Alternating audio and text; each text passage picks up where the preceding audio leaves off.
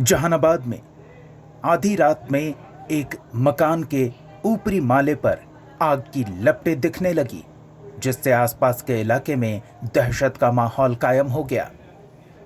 जहानाबाद के फिदा हुसैन रोड में बताया जा रहा है कि ग्लास किंग का गोदाम था। उस गोदाम में आग लग गई।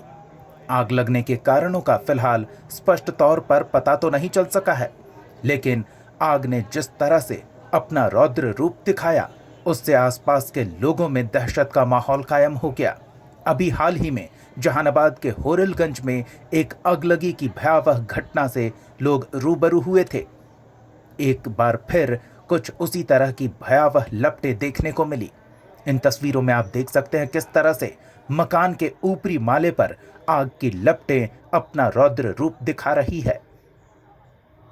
ऊपरी माले पर पूरे हिस्से में आग की लपटें नजर आने लगी। पहले तो खिड़कियों से रोशनी नजर आई और फिर धीरे धीरे उन खिड़कियों से लपटें उठने लगी। ये तस्वीरें डराने वाली है। बताया जा रहा है कि इस इमारत में ग्लास किंग का गोदाम था और भारी नुकसान का आकलन किया जा रहा है। हालांकि सूचना मिलते ही दमकल की टीम दलबल के साथ मौके पर पहुंची और कड़ी मशक्कत के बाद आग पर काबू पाया गया। गनीमत रही कि ये इमारत किसी बड़ी इमारत के आसपास नहीं थी।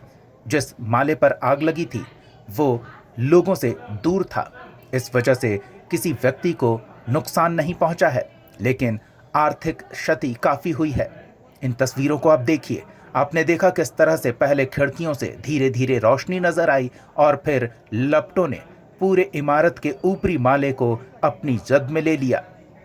धुएं और आग की लपटों का गुबार। वहीं दमकल कर्मी बगल के बिल्डिंग से आग पर काबू पाने के लिए पानी का छिड़काव करते नजर आए। आधी रात में हुई इस अगलगी की वारदात ने भी लोगों की नींद उड़ा दी और बड़ी संख्या में लोग वहां मौजूद रहे। इन तस्वीरों के साथ आपको छोड़ते हैं।